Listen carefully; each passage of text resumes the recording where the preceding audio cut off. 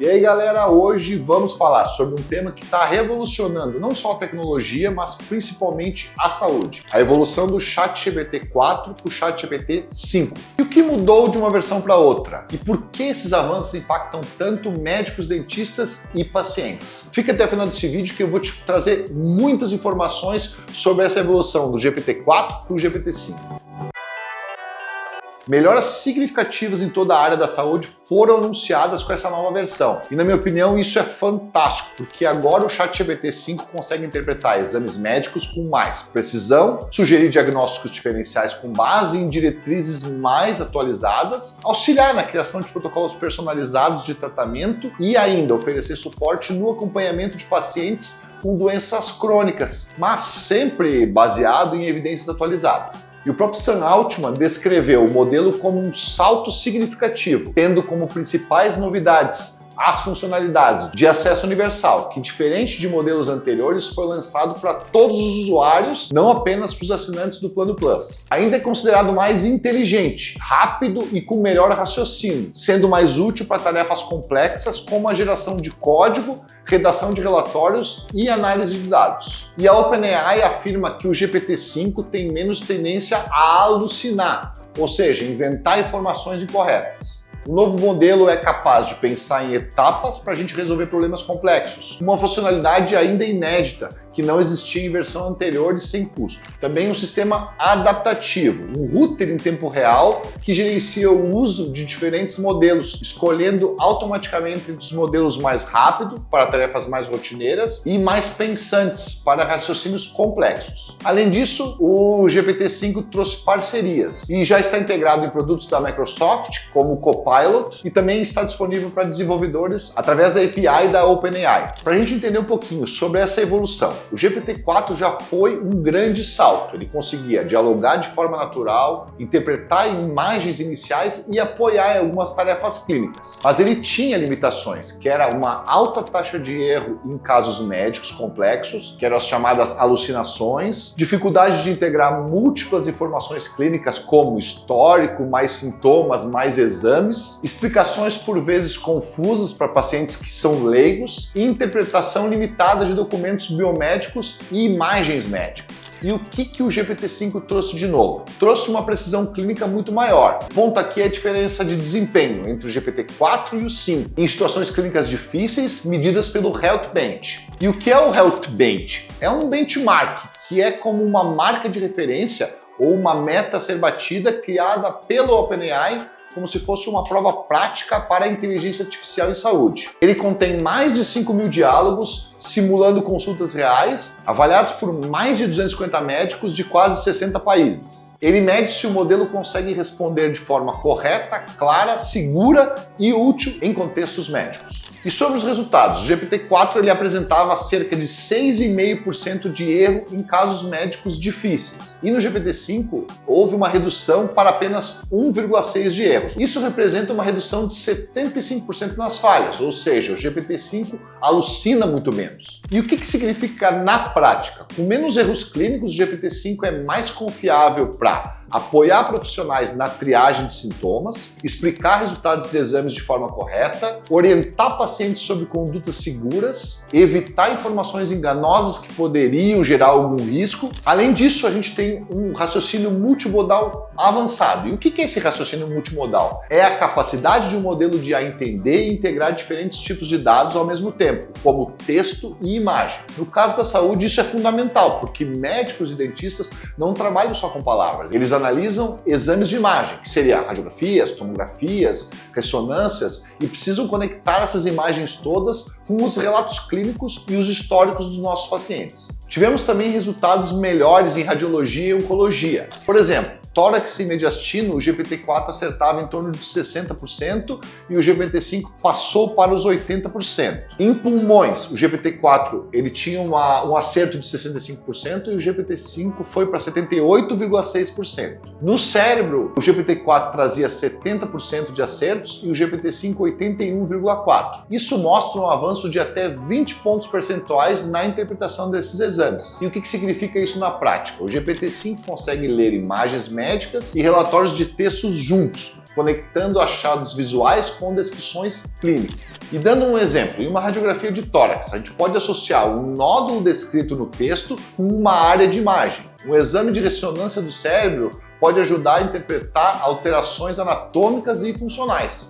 E em oncologia, ele vai nos auxiliar na detecção e na descrição de lesões, correlacionando laudos e achados clínicos. E qual o impacto real que isso traz para a gente? O GPT-5 se aproxima mais da forma como os profissionais de saúde raciocinam e vai integrar múltiplas fontes de informação. Isso traz menos risco de interpretações isoladas e incorretas, mais apoio diagnóstico em áreas críticas como a radiologia e a oncologia. Ele tem um potencial para ser um assistente inteligente em consultórios, hospitais e laboratórios, sempre como suporte, mas nunca um substituto para o nosso profissional. Uma outra vantagem foi uma linguagem biomédica, que seria a BioNLP. E o que é isso? Ele significa Biomedical Natural Language Processing, que é o campo de processamento de linguagem natural aplicado à biomedicina, que na prática são benchmarks que testam se a IA consegue ler, entender e extrair informações corretas de textos médicos e científicos. E nos resultados comparativos do GPT-4 para o 5, a macro average veio de em torno de 0,506 para 0,557, o que representa uma melhora de cerca de 10%. E o que é essa macro average? Seria uma média equilibrada entre as várias tarefas diferentes, dando o mesmo peso para doenças comuns e raras.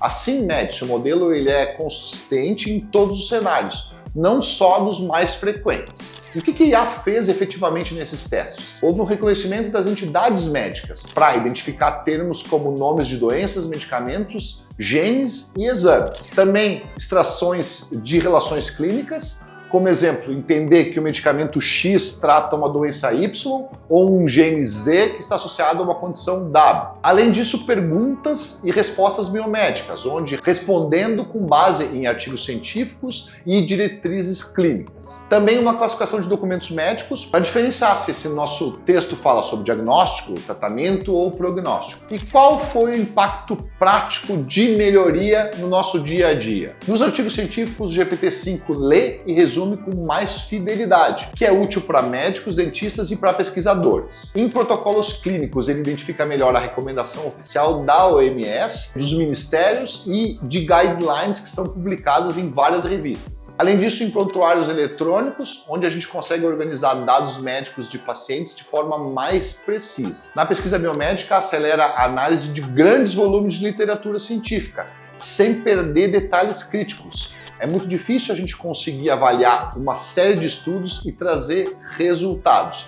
A IA ela vai nos ajudar para pegar esses artigos, resumir e trazer resultados mais consistentes sem erros. Resumindo, o avanço de 0,506 para 0,557 no BioNLP mostra que o GPT-5 é mais confiável para ler e interpretar textos médicos complexos, o que melhora desde a pesquisa até o atendimento clínico lá no nosso consultório. Houve também o conhecimento médico estruturado, que é o MedQA. E o que é esse MedQA? É um outro benchmark de questões médicas de múltipla escolha que é baseado em exames de licenciamento médico, como a USMLE, que é usado lá nos Estados Unidos. E ele testa se a IA consegue responder corretamente perguntas clínicas padronizadas do tipo que estudantes e médicos fazem em provas oficiais. Avalia não só a resposta final, mas também raciocínio clínico estruturado para chegar até ela. E os resultados comparativos disso? No GPT-4 ele chegava a 85% e no GPT-5 ele atingiu 94,1% de acerto. Foi um salto de 9 pontos percentuais, representando uma melhoria significativa na precisão. Avaliando tudo isso na prática, o GPT-4 já acertava a maior parte das questões, mas ainda cometia erros relevantes, principalmente em casos clínicos mais complexos. O GPT-5, além de acertar mais, ele consegue explicar de forma mais clara o raciocínio, mostrando por que descarta alternativas incorretas. O próprio modelo da OpenAI, onde eles tunaram esse modelo, nos trouxe um resultado de 96,5%. Então, se a gente pegar e avaliar os modelos da OpenAI e de outras empresas, esse foi o modelo que mais trouxe resultado. Apesar de ser um modelo que é utilizado pela própria empresa, esse modelo nos trouxe grandes resultados. Mas logo após o modelo da OpenAI que ele é tunado pela própria empresa, a gente trouxe um modelo aberto. Então, esses dois modelos que são do ChatGPT-5, eles nos trouxeram grandes resultados e grandes melhoras no uso da inteligência artificial na odontologia e na medicina. Trazendo um impacto real, temos mais confiabilidade em consultas de conhecimento médico, ele pode servir como apoio no estudo e treinamento de estudantes de medicina, odontologia e outras áreas da saúde. Os profissionais podem usar para revisar protocolos, comparar condutas e reforçar diretrizes. Garante que a inteligência artificial não só responde, mas responde de forma mais próxima do padrão exigido em exames médicos oficiais. Então, o GPT-5 atingiu um nível de quase 95% de média IQ, tornando-se uma ferramenta mais precisa e confiável para lidar com os conhecimentos médicos estruturados, simulando exames médicos reais. Vamos trazer um exemplo quanto às especialidades médicas, que seria, por exemplo, na oftalmologia. O que seria, na verdade? Seria Basic and Clinical Science Course, que é uma referência internacional para a Academia Americana de Oftalmologia. Mas para que eu estou trazendo isso? Ele reúne conteúdos e questões para ensino, treinamento e certificação na área de oftalmologia. E quando a gente aplica o GPT-4 e o GPT-5 nesses benchmarks, a gente está testando se eles conseguem lidar com questões altamente técnicas de uma especialidade médica. E os resultados que a gente teve comparativos do GPT-4 para o 5, ele foi de 90 para 96,5% de acerto, um ganho de 6,5 pontos percentuais, o que é muito relevante em um domínio já de alto desempenho. E na prática, o GPT-5 não só melhorou os conhecimentos gerais em medicina e odontologia em todas as áreas médicas, mas também em especialidades complexas, como nesse caso na oftalmologia. Então, pessoal, o GPT-5 é um comunicador muito mais eficiente em saúde. Por quê? Porque ele fala a língua dos profissionais quando a gente precisa ser técnico, ele explica para o paciente de uma forma acessível, sem jargões complicados, ele erra muito menos do que os modelos anteriores e traz uma clareza e uma confiança, tanto para profissionais quanto para pacientes. E o salto do GPT-4 para o 5 representa mais do que uma evolução técnica, é um divisor de águas na aplicação de inteligência artificial em saúde. Temos agora modelos mais seguros, confiáveis e úteis, tanto para pacientes quanto para profissionais. E eu quero saber de você, como você imagina o uso do GPT-5 no seu dia a dia clínico ou no cuidado da sua saúde? Deixa aqui nos comentários. É bem importante que você não se esqueça de se inscrever no canal e compartilhe esse vídeo, que é muito importante para todos os seus colegas ou para quem imagina que o GPT-5 vai nos ajudar a desvendar os mistérios de tantas doenças que a gente tem por aí. Até mais!